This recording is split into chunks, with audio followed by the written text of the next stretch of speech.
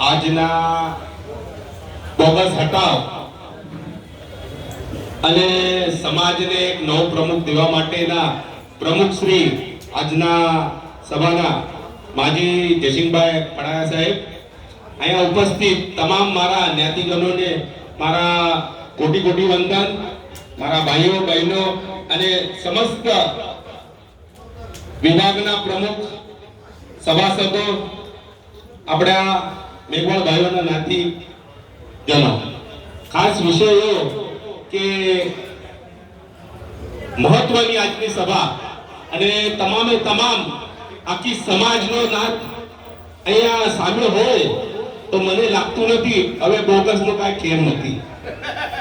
કારણ કે બોગસ હટાવવા માટે અહીંયા તમે જે ઉભા રહ્યા છો, ખરેખર આજે આપણા સમાજની લોકશાહી, આપણા બાપ દાદાની બનાવેલી પંચાયત, એને તમે જાગૃત રાખવા માટે એના અધિકારો અને એના ન્યાય માટે તમે અહીંયા ઉભા રહ્યા છો. ખાસ એવું કે બોગસને તો માન્યતા આપી નહીં. એ કમિટી જે ચેરિટીમાં લડી રહી છે એ લડશે. આજે છેલ્લા 15 વર્ષથી આનો નિવાડો આવ્યો નથી. પણ આજની સભામાં જે માન્યવરો જે બોલી ગયા, ખરેખર આપણે ચૂંટણી પ્રબંધકનું એક ગઠિત કરવાનું અને ઇલેક્શન ચાલુ કરવાનું અને જે 7000 લોકોને જે એને બનાવ્યા છે, જે એના ગાંઠિયા વડે જે કાંઈ એમને કીધું છે કે મારા માણસો, એ ભાઈ તારા માણસો નથી, સમાજના માણસો છે. આ ધ્યાનમાં રાખજે.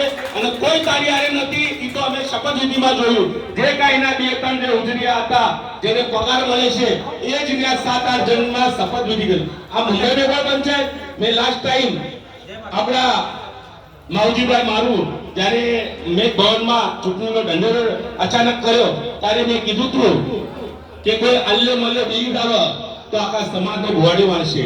આ અલ્યા માલ્યાને હટાવવા માટે આપણે બધા ભેગા થયા છે. તો હું તમને એક તો હવે આગળ આની પછી એક્શન લેવું આપણે જરૂરી છે. અને તમામે તમામ વિભાગીય પંચાયતને મારી વિનંતી છે કે હવે આ જે છે બોગસ એને કોઈ મહત્વ ન આપો. આખી સમાજો અહીંયા બેઠી છે, હરેક વિભાગના કાર્યકર્તા અહીંયા મોટી સંખ્યામાં. સમાજ કોને કે અહીંયા આજો, અહીંયા જોઈ લો રામજો નગરમાં. હવે મને લાગે છે મારી સમાજ જાગૃત છે.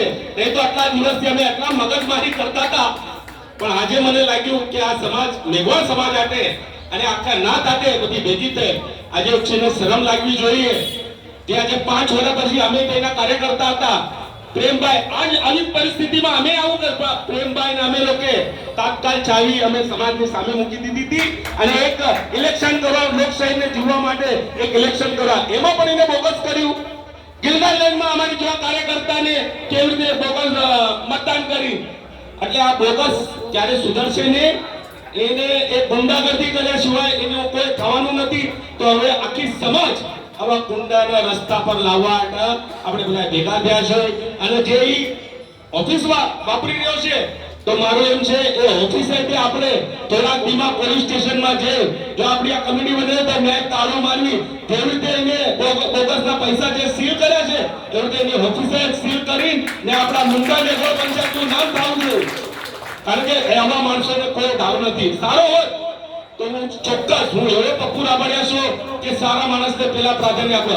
આ માણસ ઘરનો થયો નથી, એ આપણો સમાજનો થવાનો છે, ને થશે. હું તમને એક નાનકડો ઉદાહરણ દઉં.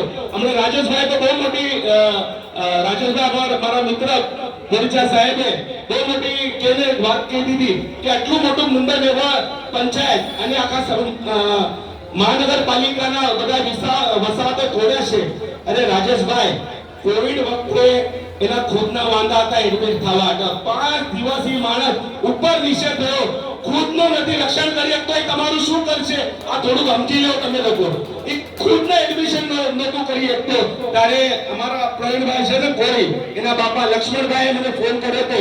આ પ્રવીણભાઈ જો અહીંયા એમ કે આપણા સભામાં હાજર છે, એના પગુભાઈ ઓલાના એડમિટ કરાય ને. મેં કીધું એને કેવો ફોન કરે તો એને હાજર. એટલે તમે સમજો એની કેટલી ખાલી નાનો ગુંડો છે.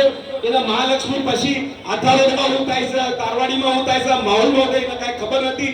એટલે એને છોડો અને બોગસના આજે આજ પછી ગંગામાં મૂકો. અને આજે જે કાંઈ નક્કી કરશે આખી સમાજના એ અમે માન્ય રહેશે એવું કે નહીં. અહીંયા જે મારા મોટા ભાઈઓ છે અમારા કિશોરભાઈ ને આ બધા સન્માનીય મંચને હાજરીમાં અને જે કાંઈ મારીથી થતું હોય તન મન ધનથી અને લડવા માટે અમે એને લઈ લીધો છે કાંટામાં. એ બધું ચાલતું રહ્યો કે અમે હું કે ચેરિટીમાં અહીંયા અમારા જ્યોતિબેન છે એ સોલેડી એને પેલું ઈમાનદારીથી ખાલી કોઈ પણ છૂટી ના આવે અને સમાજનું નેતૃત્વ કરે. એમાં જે કાંઈ લાગશે તન મન ધનથી હું એમની હારે છું અને જે કાંઈ લાગશે પૈસા પાણીથી હું એમને બધી રીતે સહકાર્ય કરશે. એ કે એનું માર્ગદર્શન પૂરા કરું. જય હિન્દ, જય મેઘવાળ.